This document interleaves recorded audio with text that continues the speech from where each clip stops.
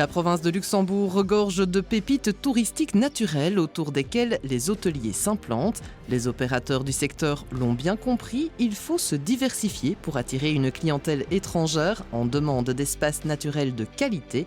Le secteur Horeca s'est d'ailleurs énormément diversifié ces dernières années, au point d'offrir à présent une offre complète et attractive. Décidément, la province de Luxembourg est une terre de cœur et de découverte. Vous avez des établissements qui sont, on va dire, classés différemment sur base de normes européennes au niveau de Hotel Star Union, au niveau d'hôtellerie. Et puis vous avez des établissements qui sont reconnus et d'autres qui ne le sont pas et qui sont promotionnés ou pas. Le monde de l'hébergement en province de Luxembourg a fortement évolué par rapport à une demande avec de petites capacités, de plus grandes capacités. On voit des groupes, on va dire, d'investisseurs d'ailleurs, des groupes hôteliers internationaux qui sont venus s'implanter en province de Luxembourg. Derrière ça, il y a de la création d'emplois, cette diversité au niveau des profils de logeurs, avec des familles, avec des hébergements comme vous allez le découvrir ici, des lodges, et donc fort axé sur la nature, le bien-être. On voit maintenant sur Arlon l'ouverture du golf du Bois d'Arlon, donc un hôtel de 60 chambres en plus, des développements et des agrandissements dans des structures hôtelières même indépendantes.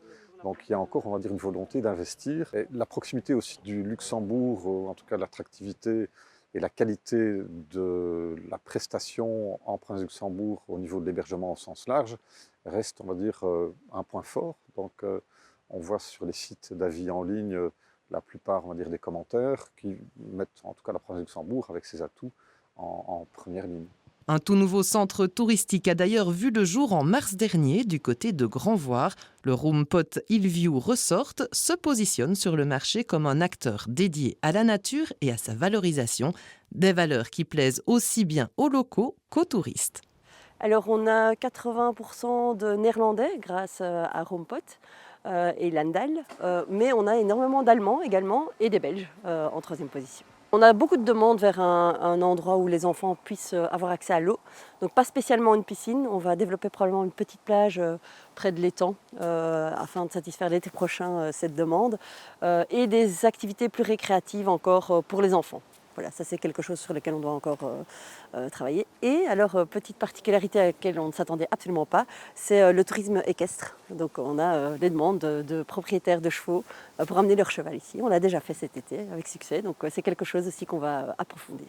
Je pense qu'on a un petit magasin qui aide grandement Grandvoire quand il n'y a plus de pain à la maison ou de beurre dans le frigo. Plus concrètement, on a quand même créé 35 emplois lorsqu'on cumule un petit peu les étudiants, les fixes et les flexis. On a amené du monde. Ici, on a fait pas mal d'échanges avec Michel Boreux. On envoie pas mal de clients là-bas en journée d'activité, par exemple. Donc je pense que oui, c'est un gain pour le tourisme économique, enfin pour le tissu économique touristique régional. Que ce soit pour les amoureux de la nature, les passionnés de leur boulot ou les familles en quête de quiétude, la province de Luxembourg dispose d'une offre large et attractive en termes de tourisme, de quoi passer de chouettes vacances au cœur d'une nature en constante évolution.